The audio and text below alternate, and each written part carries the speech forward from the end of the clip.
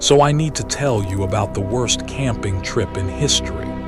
One that somehow doubles as one of the cleanest chess moves ever played, executed by Jesus himself.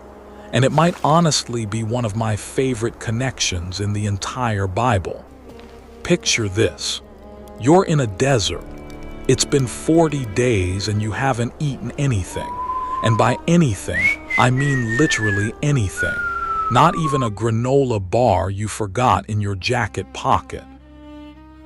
Then the actual devil shows up, starts quoting Bible verses at you, and tries to talk you into jumping off a building. And the wildest part is that none of this was an ambush.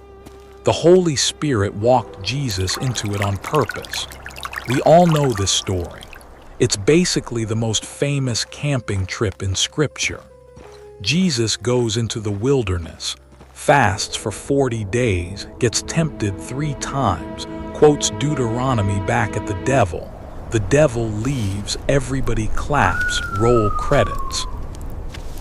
Except here's what's been bugging me for a while now. Why the wilderness? Not why did Jesus get tempted, we talk about that plenty. I mean, why that specific location? Why not the temple? Why not Nazareth? Why not some quiet, climate-controlled room at a first-century equivalent of a Hilton? I grew up hearing this story dozens of times in Sunday school, and nobody ever addressed the location. We talked about the bread, the pinnacle, the kingdoms. We talked about how the devil can quote scripture too, and how we need to watch out for people twisting verses out of context. All true, all important, but completely missing the point of where this happened.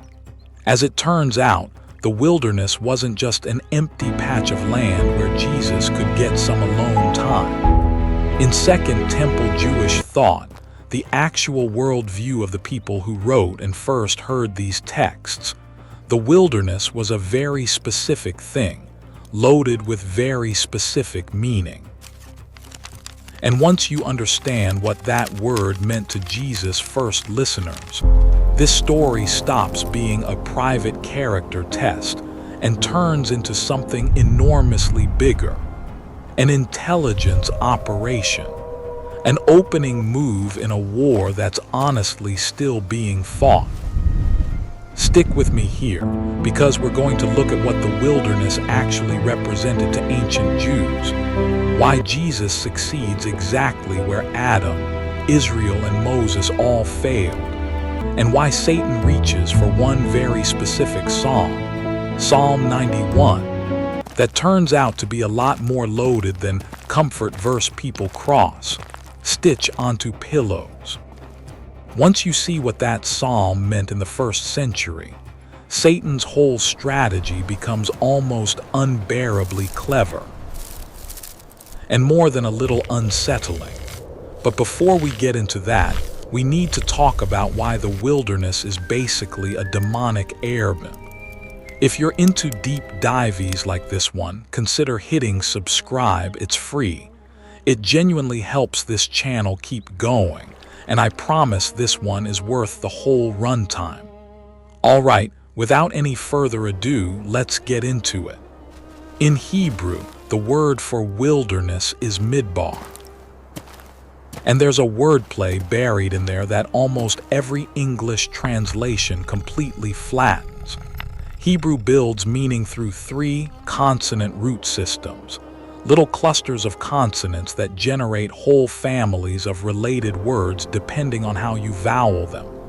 Midbar shares its root with medaber, which means speaking. The place of emptiness and the place of speech come from the same root. Jewish teachers have pointed this out for centuries. The wilderness is where God speaks, because cities are loud. Marketplaces, trade, animals, gossip, 1,000 competing voices, too much noise to hear anything divine. Strip all of that away, and what's left is silence wide enough to actually hear something. I love that image, genuinely. But here's what nobody told me growing up. The wilderness isn't only where God speaks. It's also where demons live. Jesus says this himself explicitly, not as some obscure inference scholars had to dig for.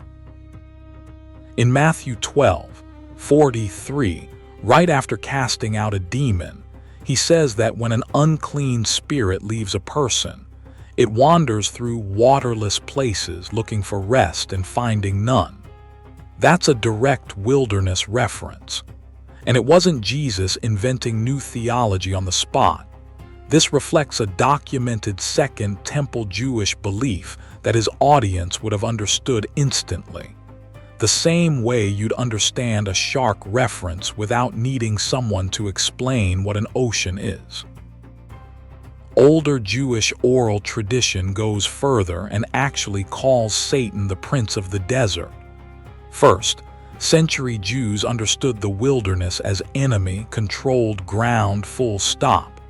And this connects to something most people have heard about but never really unpacked: the Day of Atonement ritual in Leviticus 16. Israel takes 2 goats. One gets sacrificed. The other, the one carrying the nation's sin, gets sent out alive into the wilderness. And the text doesn't just say it wanders off aimlessly. It says it's sent to Azazel, Azazel in Hebrew, which most English translations soften into the vague phrase scapegoat. But the grammar reads like a proper noun, a destination, almost like sending something to a person. In Second Temple thought, especially in the hugely popular book of 1 Enoch, Azazel is one of the fallen watchers, a demonic figure bound in the wilderness as punishment for teaching humanity forbidden knowledge. So every year, on the holiest day of the calendar, Israel would symbolically send its sin out to a demon prince, into a specific realm, to get it as far from God's presence as physically possible. And Azazel isn't the only demonic resident on the biblical map of the wilderness. Isaiah pictures Babylon's eventual desolation using the same vocabulary: wild goats dancing there, hyenas crying in its towers, using the Hebrew word seirim, literally goat demons. A term used elsewhere in the Torah for beings Israel was explicitly forbidden to sacrifice to. Isaiah 34, describing judgment on Edom, goes even further, picturing the land reverting to desert and naming Lilith, a night demon figure well attested across the wider ancient Near East, as one of its permanent residents. None of this is throwaway poetic flourish. It's consistent testimony, spread across multiple biblical books, that wilderness and wasteland were where the biblical authors expected to find exactly this category of being. Put all of that together, and a theological map starts to form. The wilderness is where sin gets exiled, where demons live, where the unclean go. It's the anti-Eden, the exact photo, negative of the garden where everything was ordered, provided for, and where God himself walked among people in the cool of the evening. The wilderness is the opposite of all of that: chaos, danger, exile. It's not neutral ground. It's the place you get thrown into after you fail the test. And that's exactly where this story starts to click into place, because Jesus doesn't wait for Satan to show up somewhere convenient. He doesn't confront him in the temple, in a synagogue, or on some spiritually neutral patch of dirt. Matthew tells us the Spirit drives him into the wilderness, straight into enemy territory, straight into the realm of exile and chaos we just mapped out. Which means this isn't a defensive scenario where Jesus waits behind the walls for an attack. This is Jesus walking directly into occupied land. And this is where it gets genuinely interesting, because to understand why Satan even has legitimate ground to stand on here, we need to rewind all the way back to a tower in Babel. Now, before we go further into Babel and spiritual rulers, I want to pause and be honest about how this story usually gets taught. Because there's real value in the popular reading, it's just incomplete. Theory 1. This is a personal character test. Jesus is hungry, weak, isolated, and proves his moral resolve by refusing to give in. There's truth here. Jesus genuinely resists real temptation, and his humanity is on full display. He's hungry, not performing hunger. But framing this purely as a willpower contest reduces cosmic warfare into something closer to a New Year's resolution with higher stakes. Theory 2. The devil quotes Scripture to warning. This is probably the most common takeaway I heard growing up. A caution about proof, texting about how even accurate quotations can be weaponized out of context. Also true, also important. Preachers aren't wrong to bring this up, but it treats Satan's psalm selection as almost random, as if any protection verse would have worked just as well. It never asks why this psalm, this specific psalm, out of the entire Hebrew Bible. Theory 3. The wilderness is simply a symbol of isolation and hardship, an empty stage where a private drama plays out, chosen mainly because Jesus needed somewhere quiet to think before starting his public ministry. This one sounds reasonable on the surface. Deserts are quiet. Deserts are hard. But it completely ignores the loaded meaning Midbar carried for the actual audience of this text, a meaning we just spent the last several minutes establishing. Theory 4, and this one shows up constantly in commentaries. The three temptations represent three universal categories of temptation: the desires of the flesh, the testing of God, and covetousness or pride, sometimes tied loosely to 1 John 2:16's lust of the flesh, lust of the eyes, pride of life. Again, there's something real here.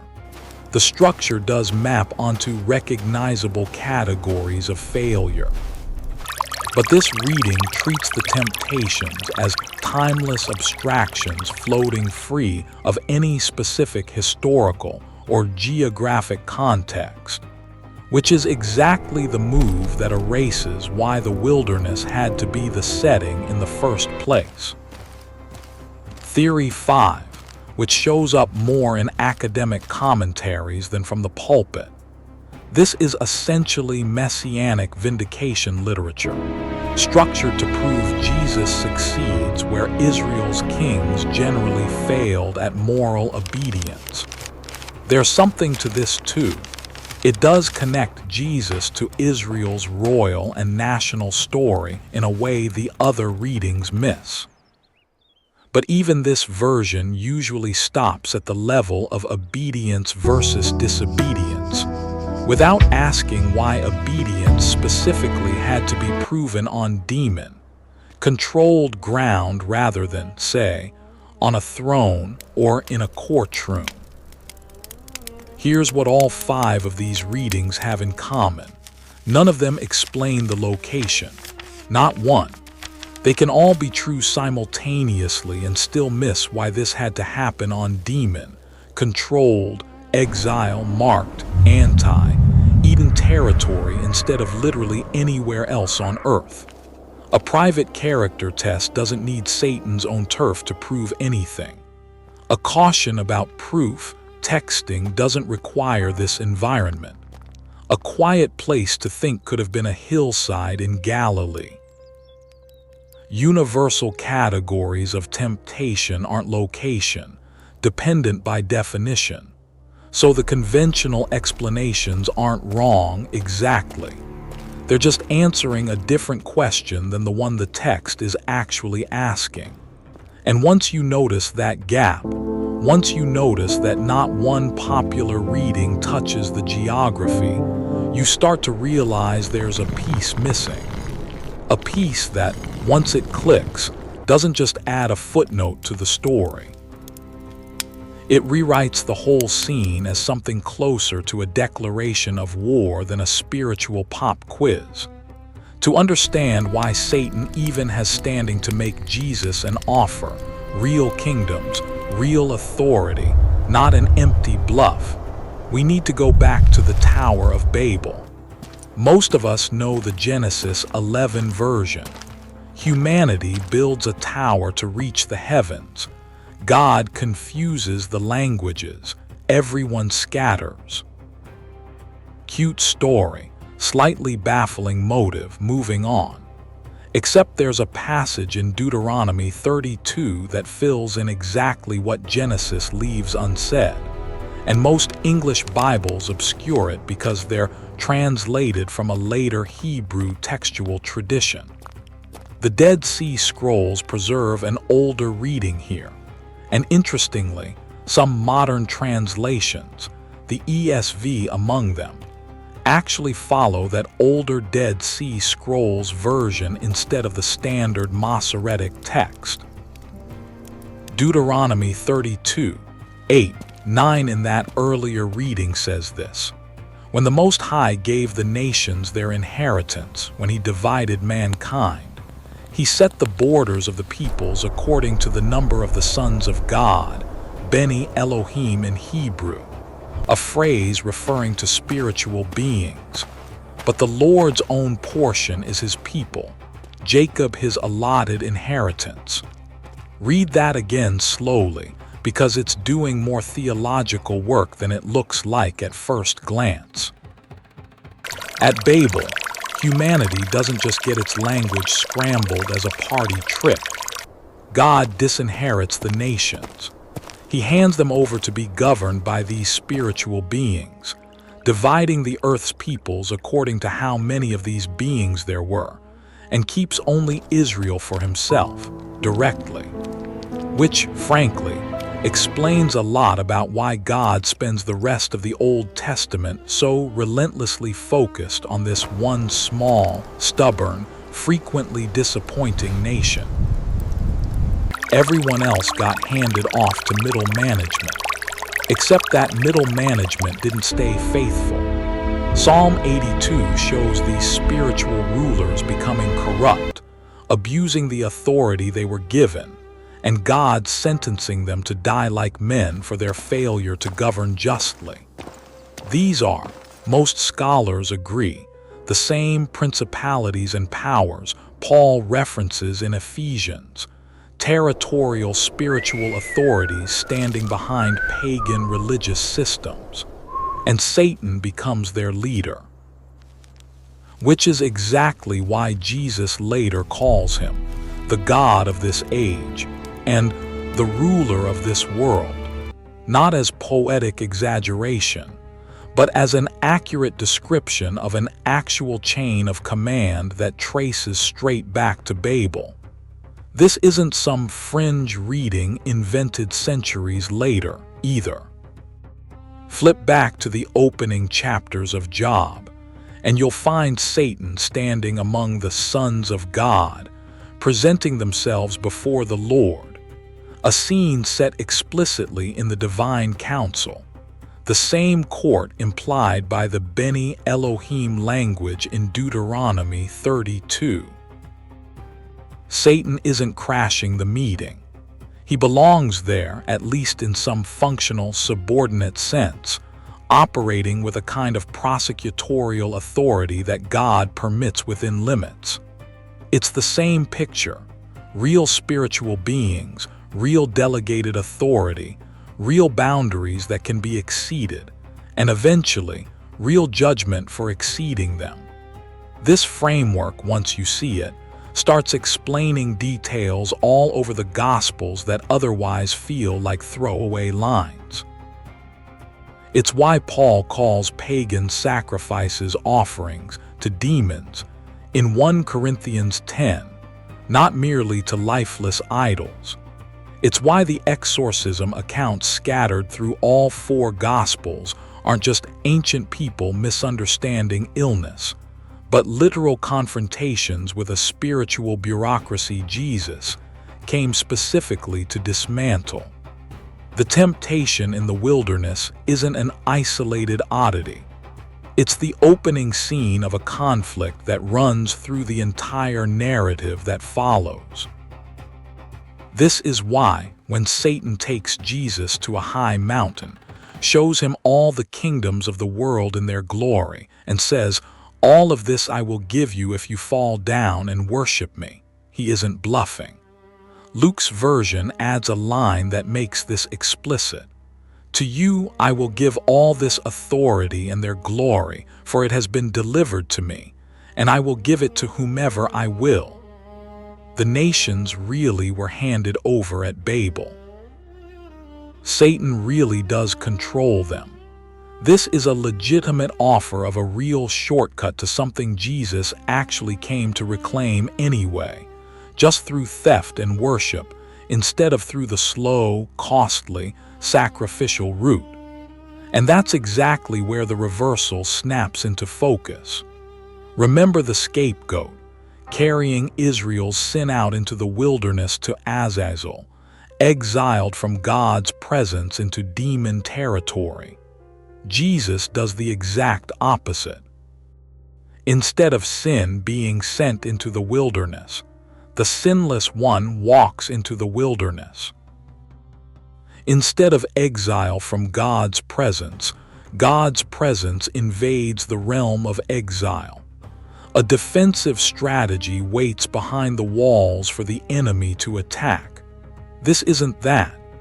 This is Jesus marching straight into occupied territory and planting a flag in the middle of it, for lack of a better term, an invasion. And once you can see the wilderness as demon, held ground disinherited at Babel and governed by Satan, the temptation scene stops reading like a quiz Jesus has to pass and starts reading like the opening skirmish of a war for territory that was stolen a very long time ago. So the wilderness explains why Satan is even present and why he can make this offer at all. What it doesn't yet explain is why Satan reaches for that one specific psalm at the temple. And that's where this gets, in my humble opinion, genuinely wild. Because here's the thing, Jesus isn't the first person tested in a defining moment like this. There were 3 others before him, and the location of each test traces a pattern that this scene ultimately completes. Start with Adam. Adam gets tested in the Garden of Eden, paradise essentially. Perfect environment, every need provided, animals tamed, food abundant, walking with God in the cool of the day like it's the most normal thing in the world. One tree, one command, don't eat the fruit, that's it. That's the entire test. And he fails it in what amounts to a single conversation, bringing sin and death crashing into the world.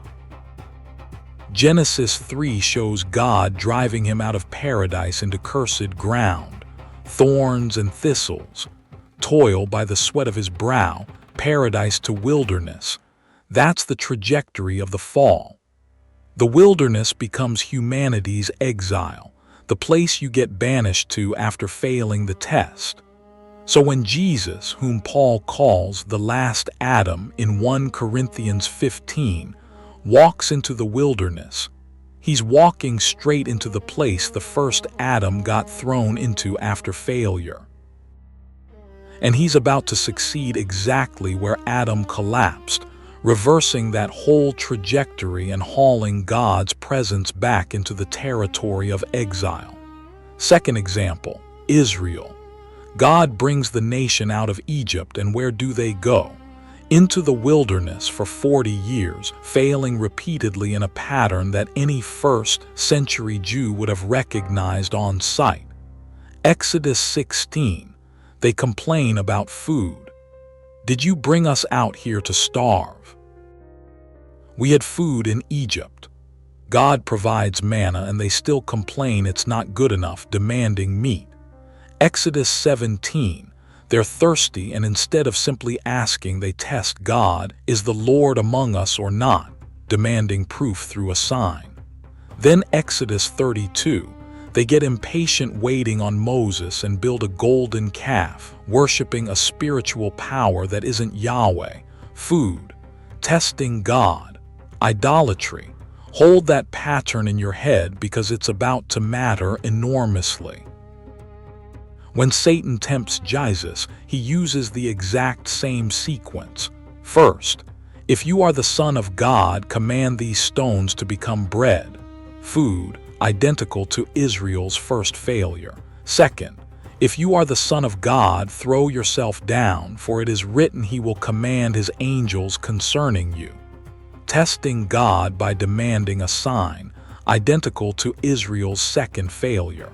Third, all these kingdoms I will give you if you fall down and worship me. Idolatry, worship of a power that isn't Yahweh, identical to Israel's third failure. And what does Jesus quote back every single time? Deuteronomy. Man shall not live by bread alone, but by every word that comes from the mouth of God. Deuteronomy 8:3. You shall not put the Lord your God to the test. Deuteronomy 6:16. You shall worship the Lord your God and serve him only. Deuteronomy 6:13. He's quoting from the book Moses wrote, reflecting directly on Israel's 40 years of wilderness failure. Jesus is, for lack of a cleaner word, recapitulating Israel's entire journey, except 40 years gets compressed into 40 days, and where they failed on repeat, he succeeds perfectly on the first try every time. He's not just a good example. He's the true Israel, the faithful son finally doing what the nation couldn't. Third example, Moses. He goes up Mount Sinai, itself wilderness terrain, for 40 days and 40 nights. Exodus 24:18 tells us he fasted the entire time. No food, no water, obviously no distractions of any kind. And he comes down carrying the law, God's words on stone, the covenant terms between God and Israel. Compare that to Jesus, 40 days in the wilderness, fasting the whole time according to Matthew 4, and he is, as John's gospel puts it, the Word made flesh, the law fulfilled, the new covenant walking around on two legs. Moses brought the old covenant down from a mountain. Jesus brings the new covenant up out of the wilderness. Moses' face reflected borrowed glory after meeting with God. Jesus will later be transfigured with glory that's entirely his own on a different mountain. Moses mediated between God and Israel. Jesus is, as the book of Hebrews spends its entire argument establishing, categorically superior, not just to Moses, but to everyone. There's a fourth figure worth mentioning here too, even though he comes later chronologically. Elijah. 1 Kings 19 shows him fleeing into the wilderness after facing down the prophets of Baal. And there, on the run and depressed enough to ask God to let him die, he travels 40 days and 40 nights to Horeb, another name for the very mountain where Moses received the law. He doesn't succeed in quite the same triumphant way Moses does. God has to gently recommission him, reminding him the mission isn't over. But the pattern still holds. 40 days, wilderness, the mountain of God, a prophet at the end of himself. Every major figure in Israel's story who gets tested on this terrain either fails outright or barely limps through it, needing divine intervention just to keep going. Jesus doesn't limp through anything. So here's the shape of it. Adam is tested in paradise and fails. and that failure gets him exiled into the wilderness. Israel is tested in the wilderness and fails, which delays them from ever entering the promised land. Moses succeeds on a wilderness mountain and brings back the law. Elijah barely survives the same mountain, needing God to carry him through. And Jesus goes to the actual place of failure, the wilderness itself, and succeeds where all three were tested. He's undoing the fall by being the last Adam who succeeds where the first Adam collapsed.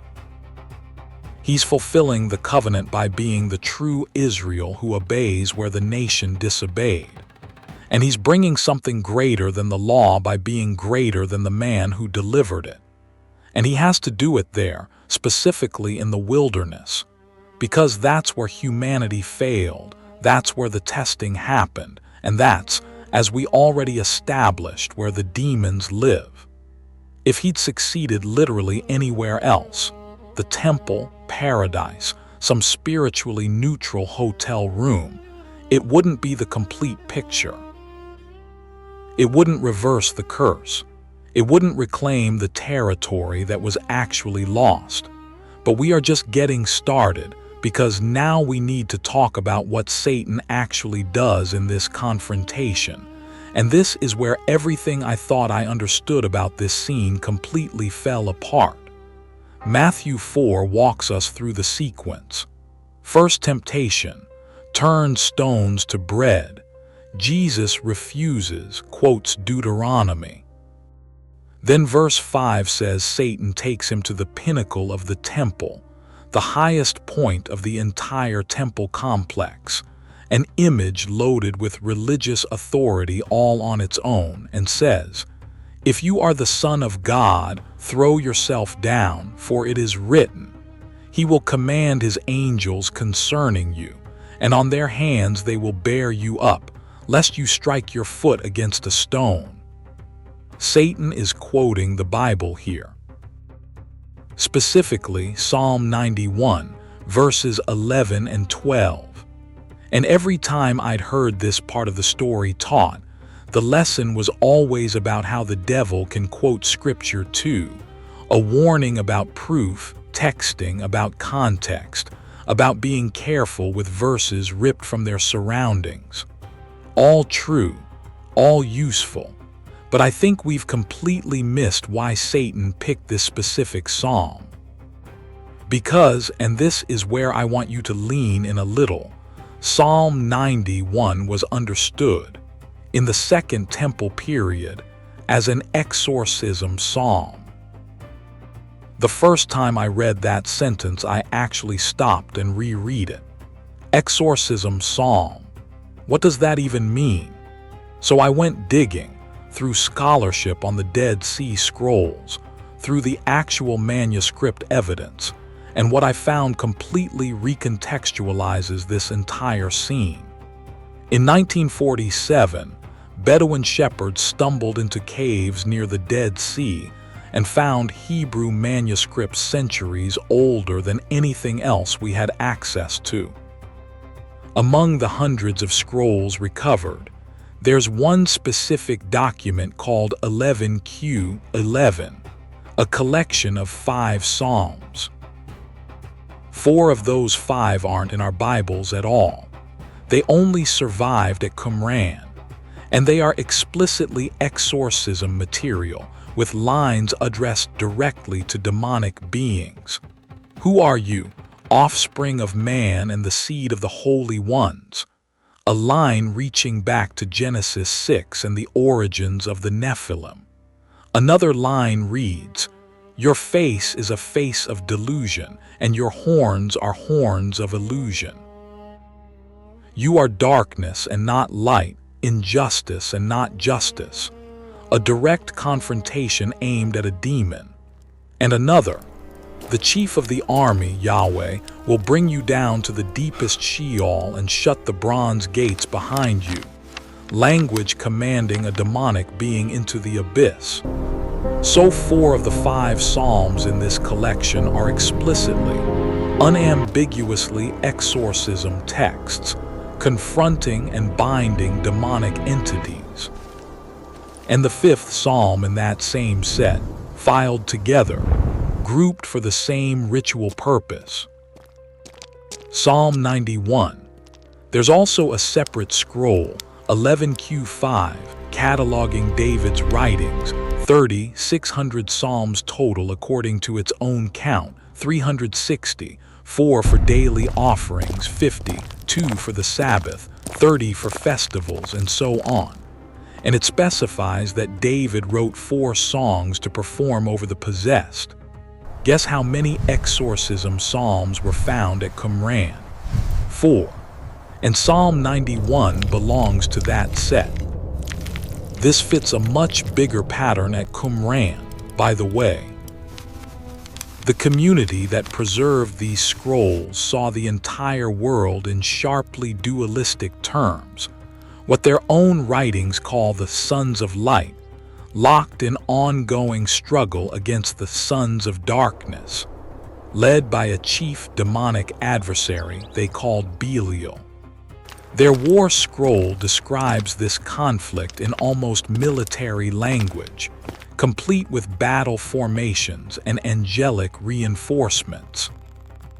And tellingly, this community didn't settle in Jerusalem or any city. They moved out into the Judean wilderness itself, reading Isaiah 40:3. Prepare the way of the Lord in the wilderness, as a call to relocate there and live out exactly the kind of confrontation we've been describing. To them, wilderness wasn't a metaphor. It was strategic ground in a real, ongoing spiritual war, which makes it a lot less surprising that when the actual Messiah shows up centuries later, his first recorded conflict with the enemy happens on exactly the terrain this whole worldview expected it to. So I sat there thinking about every single time I'd heard Psalm 91 quoted as a comfort passage, a protection psalm, the one people read at hospital bedsides, the one that opens with, "I will say to the Lord, my refuge and my fortress, my God, in whom I trust." Nobody ever mentioned that in Jesus' day. It was understood as an exorcism psalm, used specifically to drive off demons. And it gets even more interesting once you look at the actual Hebrew, because the English translations smooth over details that the ancient Near Eastern context makes suddenly, uncomfortably specific. Verse 3 says God will deliver you from the snare of the fowler and from the deadly pestilence. That word pestilence is dever in Hebrew.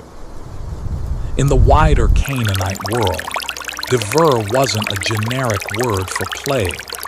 It was the name of an actual deity, an entity Israel's neighbors genuinely feared and in some cases worshipped. The Dictionary of Deities and Demons in the Bible, a standard scholarly reference work, notes that dever appears repeatedly in personified form as a demon or hostile deity. Ugaritic texts back this up, showing dever as a divine figure tied to pestilence and mass death. Verse 6 mentions the destruction that wastes at noonday. The word there is ketev, which shows up in Ugaritic literature as a kinsman or associate of Mo, the Canaanite god of death himself. Ketev, in other words, is death's relative, part of an entire underworld apparatus. Verse 5 references the arrow that flies by day, likely pointing to Resheph, depicted in ancient iconography as an archer firing plague-tipped arrows. And Habakkuk 3:5 puts dever and Resheph side by side explicitly. Before him went dever, and Resheph followed at his heels, described as subordinate forces marching under Yahweh's command, not as independent rival gods. And this is where that earlier detail about Lilith comes back around. Remember, she shows up explicitly in Isaiah's vision of desolate wasteland. Scholars have pointed out that Psalm 91's terror of the night in verse 5 sits comfortably within that same demonological universe. Night terror personified was a recognizable category across the ancient Near East, not a vague, poetic figure of speech. The psalm isn't listing random hazards. It's naming, one by one, specific hostile powers a second temple you would have associated with exactly the kind of terrain Jesus was currently standing in. Read the psalm again with that in mind. You will not fear the terror of the night, nor the arrow that flies by day, nor the pestilence that stalks in darkness, nor the destruction that wastes at noonday. These aren't poetic metaphors for bad luck or natural disaster. To Second Temple Jews steeped in this Canaanite background, and they absolutely were steeped in it, these are the actual names of demonic entities their pagan neighbors feared and worshipped. Psalm 91 isn't denying these beings exist. It's declaring Yahweh's total sovereignty over them, subordinating every one of them to his authority, promising protection specifically from the powers that terrorized everyone around Israel. And there's one more detail that seals it.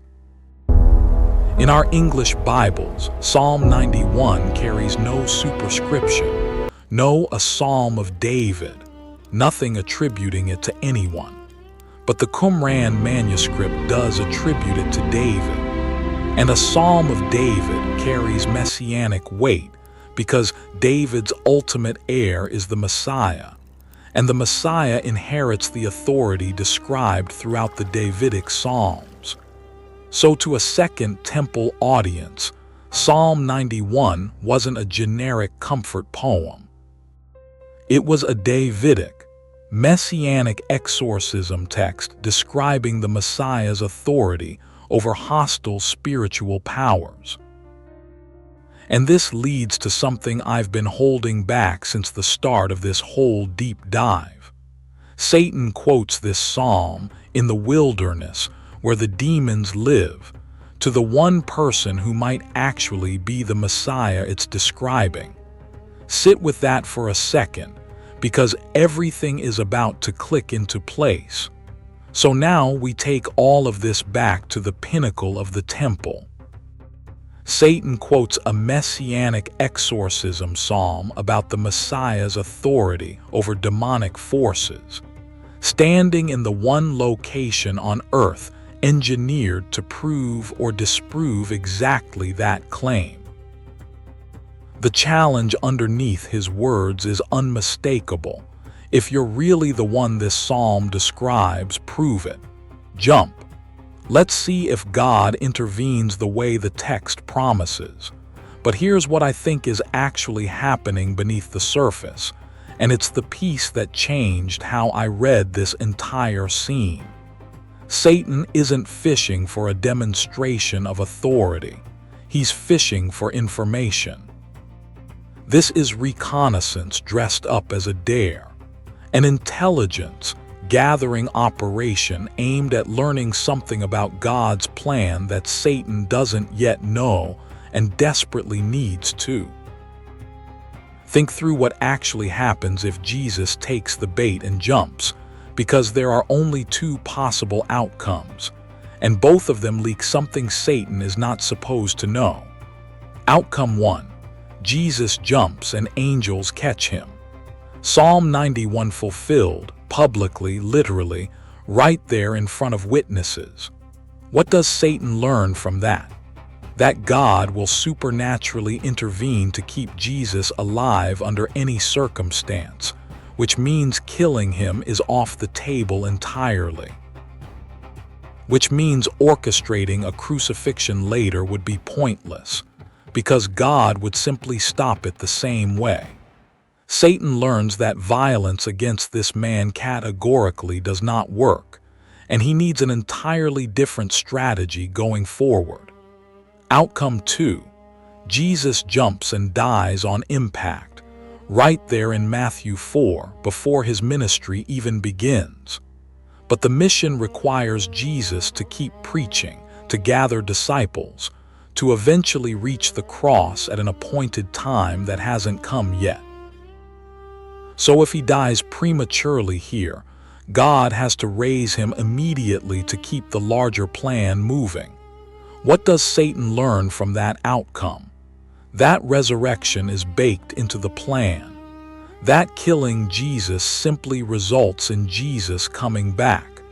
That death isn't final for this particular man, which is, for anyone trying to defeat him, catastrophic information to have this early. Either way, angels catching him, or death followed by resurrection. Satan walks away from that jump with crucial intelligence about the end game. And here's why that matters so enormously. Paul writes something remarkable in 1 Corinthians 2. We speak God's wisdom in a mystery, the hidden wisdom which God predestined before the ages to our glory, which none of the rulers of this age has understood. For if they had understood it, they would not have crucified the Lord of glory. Read that again. If they had understood, they would not have crucified him. The entire plan, the cross, the resurrection, the defeat of death and of Satan himself, required the rulers of this age to not understand what was coming. It required Satan to be operating in the dark about how this would ultimately play out. If he'd known in advance that killing Jesus would trigger a resurrection and his own total defeat, he simply wouldn't have orchestrated a crucifixion at all.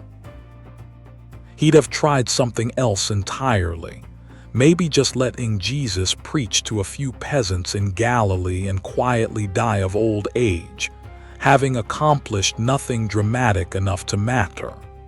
The resurrection had to stay a secret Satan wasn't in on, which is exactly why, when he challenges Jesus with Psalm 91, essentially daring him, prove you can't die, prove God will supernaturally protect you, Jesus refuses, and in doing so calls the bluff entirely. Checkmate. Matthew records his response. Again it is written, you shall not put the Lord your God to the test. There's a double meaning stacked into that line. On the surface, Jesus is refusing to presumptuously demand a display of divine protection. That would be testing God, and it's exactly what the verse forbids. But underneath, there's a second layer. You are testing me, and I am God, so do the math. The real message is simple. I owe you nothing. Not a performance, not information, not a preview of the plan. Jesus keeps the cards pressed against his chest and refuses to play the game Satan is running, refuses, above all, to hand over the intelligence Satan has been fishing this entire encounter to obtain. And the plan stays hidden, all the way to the cross.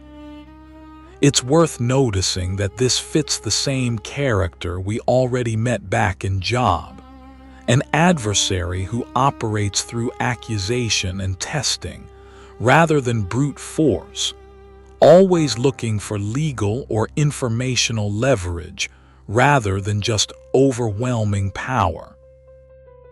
He doesn't overpower Jesus physically anywhere in this scene. He interrogates, proposes, quotes, and probes for a reaction. That's a prosecutor's toolkit, not a warlord's. And Jesus beats him at exactly that game, refusing to hand over a single admissible fact. There's one more detail here that I genuinely love.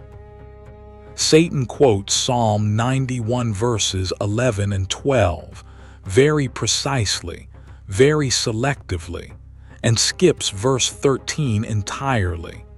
You will tread on the lion and the adder, the young lion and the serpent you will trample underfoot. He quotes the part about angels protecting the Messiah, and conveniently leaves out the part about that same Messiah crushing a serpent underfoot, which connects directly back to Genesis 3:15, God's words to the serpent in the garden, that the offspring of the woman would bruise its head.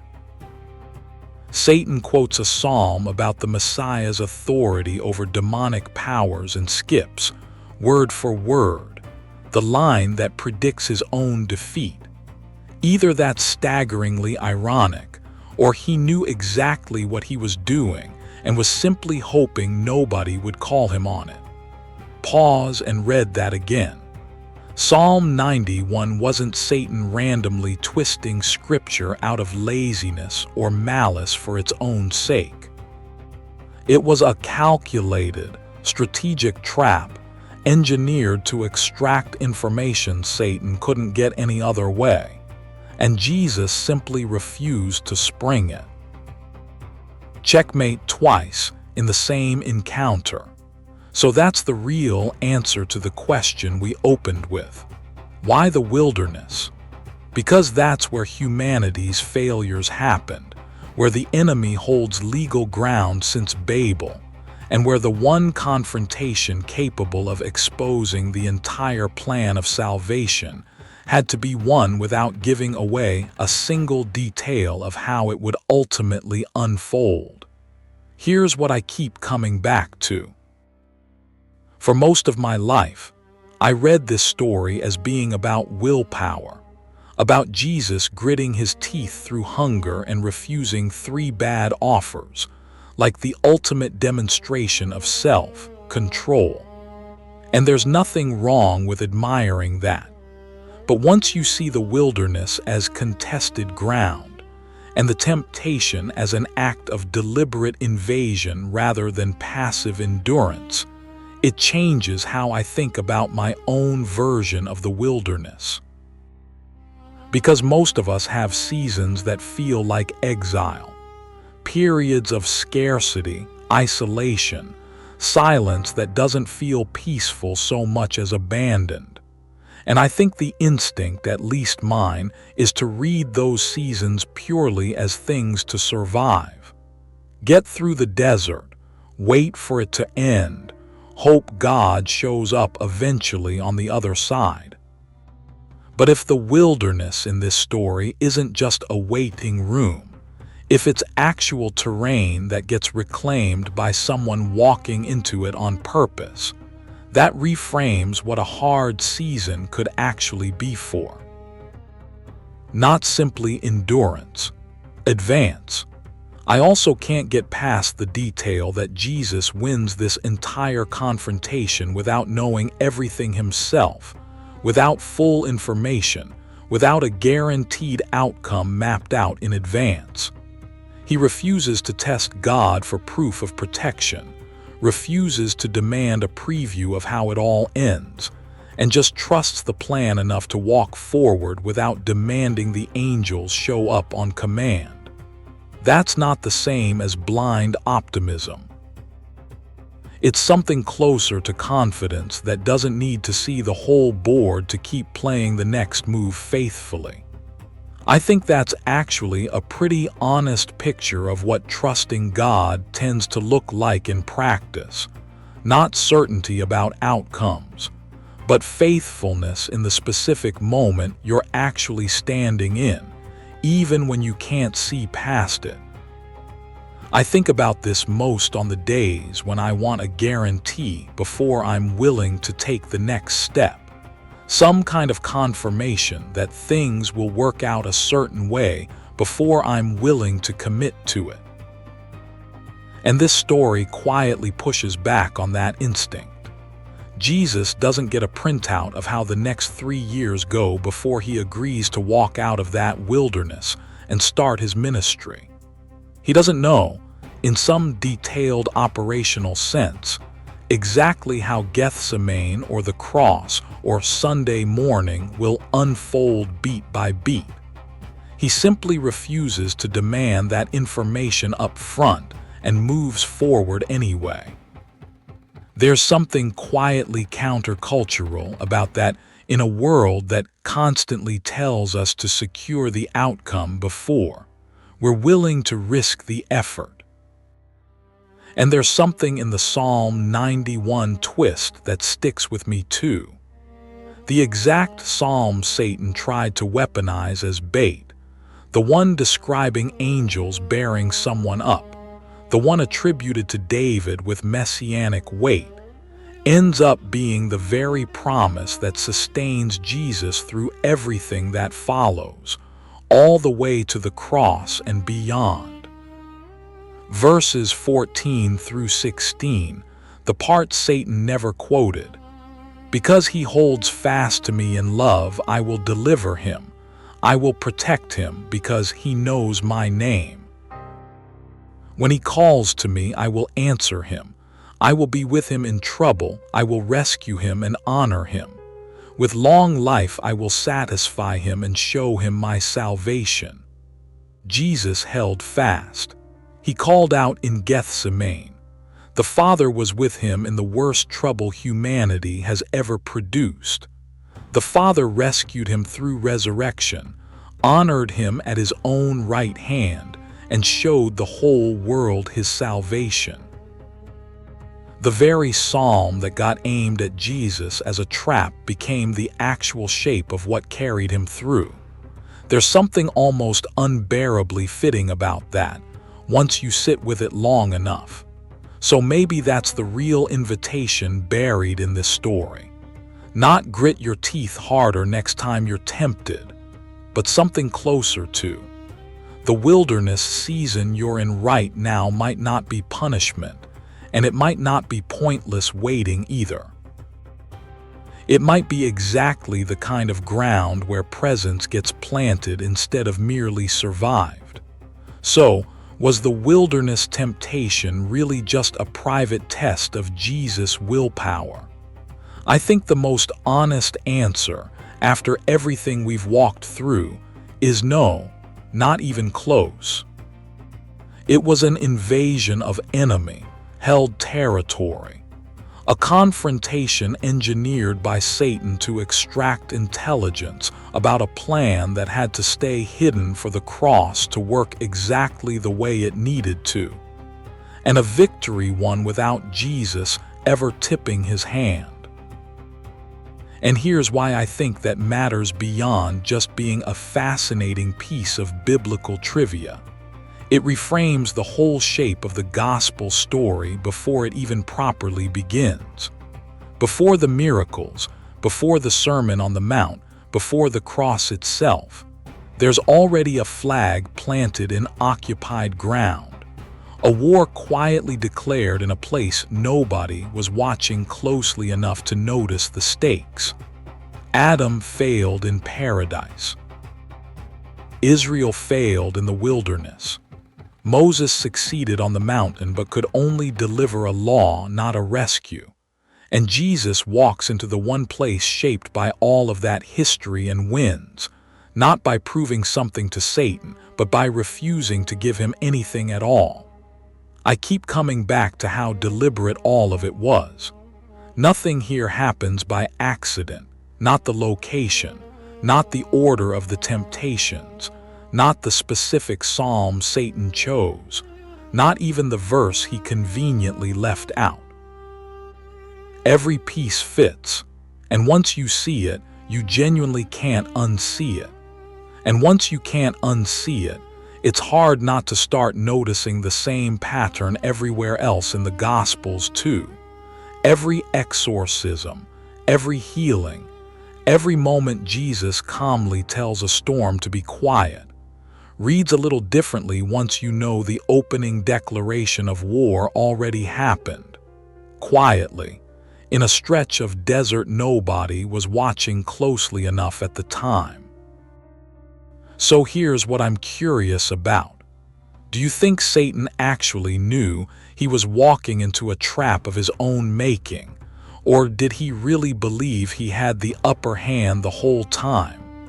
Let me know what you think in the comments, because I go back and forth on that one constantly. And if you want to keep pulling on threads like Babel, the divided nations, and how all of this connects to the rest of the story, I've got another video coming soon that circles right back around to some of this. I think you're going to really enjoy it. Thank you so much for watching. If this is the kind of deep dive that does something for you, consider subscribing. It's free, and it genuinely helps this channel keep making them. Seriously, thank you. I'll see you in the next one.